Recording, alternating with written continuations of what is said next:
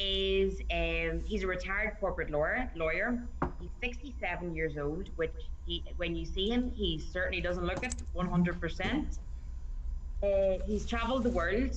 He has lived and worked in the UK, Switzerland, Singapore, Texas, Pennsylvania, and Alaska. And what he has done his whole life is has been investigating companies. So no better man than to investigate CFX today. All right. So he's been involved in various entrepreneurial projects parallel to his legal background. So he's always been an entrepreneur, both in his legal and also in his other businesses as well. So he's always run them two of them together. So CFX is his first MLM company that he's actually been successful. Chris, as a legal lawyer, he has done all of that for us. And I'm going to hand you over to Chris. So, Chris, thanks very much for coming on today. And over to you. Thank you. Thank you. I better say good day as opposed to good morning, good evening, good night, or whatever. Good day, or in Australia, it's good day. I have spent a little bit of time in Australia, but not enough, I should say. Thanks for that introduction. First thing I need to explain is why am I an investigator? Well, if you think about it, that's what a lawyer is. Perhaps not a criminal lawyer, but a good lawyer is an investigator. So I've been investigating companies since I was in my early 40s. That's my job. And a lot of the time, what companies have retained me to do is to make sure that they don't do anything illegal. In other words, prevention instead of finding a cure. If a lot of companies do things that are illegal and they don't even know it, and that includes taxes and VAT. They don't realize that they're doing something illegal. So I've been retained by many, many companies from all over the world to try and make sure that they are not stepping on the wrong side of corporate law.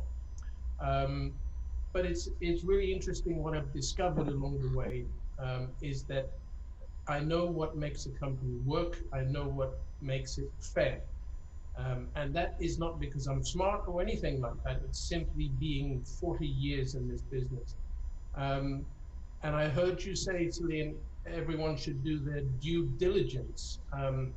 I think that can be a little bit misleading because if I ask anybody on this call, how do you do your due diligence? Pretty much everyone will say, well, I do use Google. I mean, just nod your head or raise your hand. Have you Googled? Yeah, okay. Google, for me, is the same as a public toilet wall where anyone can write anything. And if you believe some of that stuff, you're a sad person. So what it does is the truth that is on Google is also very dissolved by the falsities that is on it. And any professional, I think I've said this before on one of these calls, if you went to see your lawyer or a solicitor, and you said to him, you start to tell him your story, and you say, well, think I'm a bit of have a little bit of a problem in my life, and you explain it to him. If he then turned around in his seat and Googled your problem, what would you do? And it's the same thing as if you go to see a doctor and you tell your doctor where you've got pains and he gives you a puzzled look and he just says, well, let me Google that. I think you've changed your doctor. So people, you've all seen it, what's written on Google about cash effects. Some of it is true, that's the good stuff, but very little good stuff is actually written there. What people love to do is spread bad news. And that's been coming up to a crescendo recently where bad news travels fast. We all know that. You know, why do people go to Formula One motor racing? I'm sorry, if they were honest, to see the crashes. You know, it's a sad fact, but if everybody goes around and nobody touches the barrier, nobody crashes into anything, sorry, they're not, it's a little bit boring. So there's excitement with bad news, and people love to spread bad news. People love to be the bearer of bad news. So over the last 40 years, I've been in a fortunate position because of my profession to build a network in the legal world. And that just takes time. It's nothing to do with being clever. It just takes time. And because I've worked and lived in lots of different countries, I have a network of lawyers in just about any field, including criminal law. I've never stepped into that branch. But in terms of corporate law, that's where my network is. So I started to do some investigation on cash effects, not because, well, I joined already and then I started to investigate. Um, Short story, I don't know if Peter Duke is on here, but anyway, Peter kept calling me 2 or 3 times. I knew him a little bit, not very well, and I thought, this man's going to be a pest, so I better return his call. And he told me about cash effects, and I said, well, maybe, maybe not. So I joined to stop him from calling me. I just said, okay, I'm busy. How much is it? What's the minimum? $300. Okay, fine. Here you go. Finish. I didn't have a Bitcoin wallet to do it. So Peter's upline, Adrian, had to help me with that. And they put $300 in for me and I paid Adrian. That was it. And I thought, well, thank God for that. I've got him off my back. I can get on with my life now. Within about 10 days, I got an email from the company. You know how this goes. You received $9. And I didn't pay much attention to it at first, but of an evening, I sat down and I thought, on a $300 investment to pick up $9 in 10 days, um, there's something either very right with that or something very wrong. And that's when I started to investigate. And I looked into the company. And I looked into the company from all angles, from several different continents where CFX was operating. This is in May last year. So if you like, it's in the middle of COVID, but never mind. Here's the extraordinary thing. With any company that I've investigated, that anyone's investigated, I can name a list for you. They have a history, and they have a history of it hasn't always been good, or they haven't always been good. Okay, I hope nobody's related here to Richard Branson, but I don't care. Richard Branson, very successful, very wealthy man. But he had to do some bad stuff to get his foot on the first step of the ladder. And I'm not going to go into details, but many, many companies have a gray area. There can be the owners of the company has filed bankruptcy, tax evasion, all kinds of things, including taking civil liberties, not just corporate liberties. And they get around that, and that's how they make their money, and then off it goes. I have to this day not been able to find anything on CFX, and I haven't found anything on Huskar Lopez or Edwin Abad either. So I've looked into what they did before they started with CFX, and I still can't find any, not even a gray area, and that is very extraordinary. So if I were to endorse this company, I'd be a little bit nervous about endorsing it because there is no guarantee. Richard Mord says this in every time he comes on the camera. There is no guarantee. But if you think about it, I've had people say to me, will I have success? And I said, if you sign up with $300, you will have success. You cannot fail to have success because there's no physical product that you have to market. What I did, I'm not a networker as such in terms of MLM networking. I put in $300 and then I upped it to $3,000 and now I'm at a much higher level than that. So I'm very much of a bare capital investor, and I have a team of 30 people, not by marketing this. I just have people, calling me up saying, Chris, now that you've retired, what are you doing? And I end up telling them about CFX, not because I want them to join, but it's just what I do some of the time or most of the time now. And I just find it, maybe I've got an extra smile on my face that people haven't seen before. I mean, the corporate world of legal stuff tends to bring you down a little bit. You end up like this. Maybe I'm just a happier person, but people are curious as to what I'm doing and they start to join and they don't do any research on the company. I always tell people, go and do your research, but don't do Google, and they don't know what to do. And I'm fortunate enough where people look up to me and say, well, he's a lawyer, he's a corporate lawyer, he must have done all the diligence anyone would want. And if he's in, I'm in. I'm very fortunate having that. But I suggest you use that as well. But something else, I don't know if any of you managed to catch the interview with Jojo Dinsa. Um, he is, I mean, a very influential character.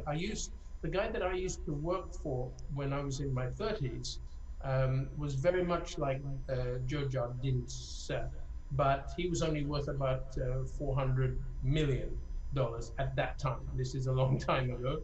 So, Jojo being a multi-billionaire, I think around about the age of 40, he he put as I understand it, his team of lawyers onto CashFX and asked them to find out if this is okay. Obviously, they came back and said, yes, we couldn't find anything. Otherwise, Jojo Dinsa, multi-billionaire, wouldn't have joined. So I feel a little bit more relaxed now where I'm not endorsing the company. I'm still saying there is a risk. Every kind of investment has a risk, but you know what? There's a risk with crossing the road as well. And if I can just steal one little thing that Jojo Dinsa said several times in his interview, people fall into two categories. They are either risk takers or they're not risk takers. And very rarely do they cross that bridge until maybe they get older and wiser and the non-risk takers become risk takers. Well, what Dinsa said was the non-risk takers always end up working for the risk takers. The risk takers are the employers. They're the ones who are willing to lose it all, perhaps. And I know many, many people who would never think about opening their own company or doing something as a one-man show entrepreneurial. And I don't bother with CashFX with them because they're not going to do it. They're the ones who prefer they say they sleep well.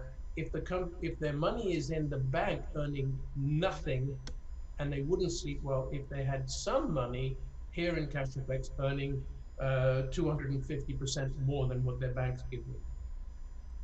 For me, I think everyone who's on this call can honestly say that nearly everyone you all know can afford to lose $300 because one of these is about $600, and most of us on this call would say, well, if you dropped it and it broke or you just lost it, you'd go and buy another one tomorrow. You'd find the money. So can everyone afford just $300? Afford it, put it aside, put it into CashFX. This is what I say to people. And they want to find out, is the company okay? Will I be a success? Well, put the money in there and come back 3 months later and see if you've been a success. They won't get past the first 10 days because every 7 days, an email comes to them saying they've made this much. And they don't have to be very smart to know that to get an interest of $9 or $10 on a $300 deposit, there's something very, very right or something very, very wrong. And that's what I looked into on this. I'm not looking back at all. Yes, I have a pension. I have a state pension now as well. But I also have a corporate pension. But this to me is a legacy that I'm going to leave for not so much children, they're in their mid-30s, but I have one grandson.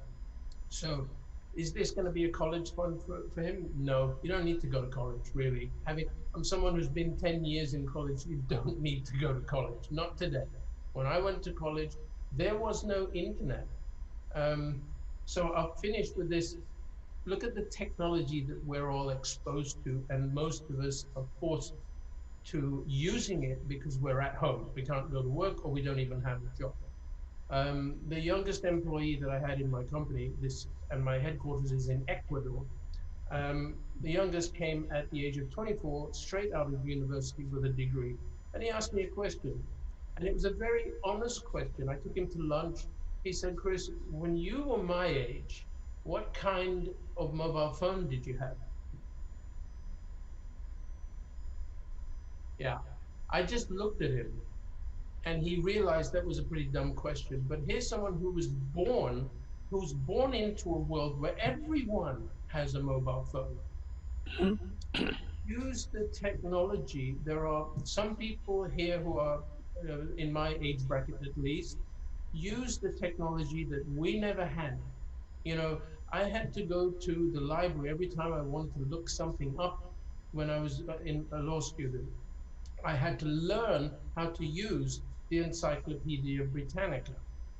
Now, 5 seconds and you have the answer on here. And that's just with normal apps. For the legal world, there are apps that you pay for and you get very detailed information about it. So just use the technology. Think about when people say they have to do their own research. All it is they have to have a mindset that says, yeah, there are people in this company who are lawyers. There are billionaires in this business who have researched this company. Should I go and research it as well? Because I guarantee you, even if you research it, there's still a 1% chance that you're nervous about it. I am still researching CashFX and its owners every day. Not intensely, but I'm always scouring, looking for something, and I can't find anything. So there's my endorsement.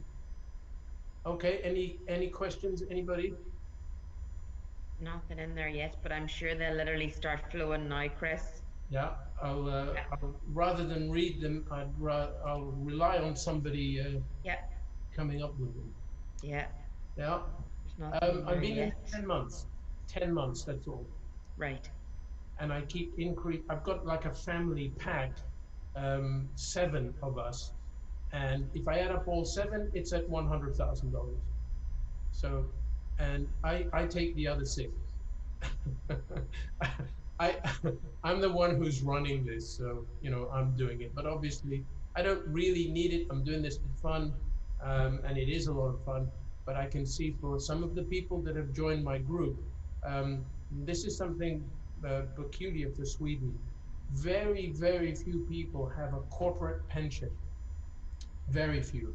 I don't think it's even 2 or 3% of the population have a corporate pension because when they start working for various companies, they they're given the option if they want to contribute, and they invariably say no. Well, guess what? When they come to 65 or when they get to 60, there's a funny thing goes off in your head when you reach your 60s. They realize at 65 they've got to live off a state pension.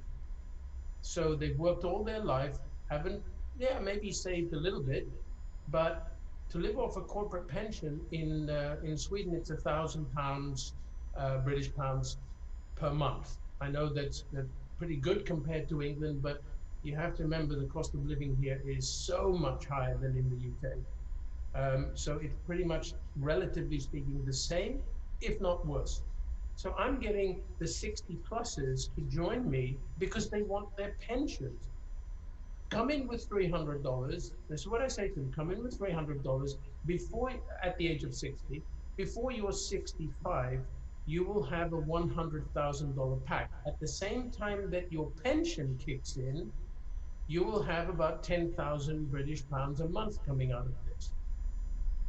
So there's doubt, there's confusion, but they say, okay, I'm in, because they realize that their pension date is ticking, it's getting closer, and they realize they're not going to be able to pay their rent.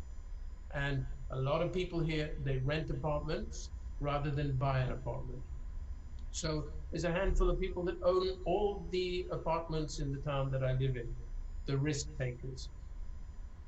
And here's something. Okay, I said I was going to finish on this, but it's a lot of Swedish people, they think, wouldn't it be nice to own an apartment, an extra one, not my own, and rent it out, because you get a really good revenue from that. You can pick up £500 a month in rent, £500 a month in rent.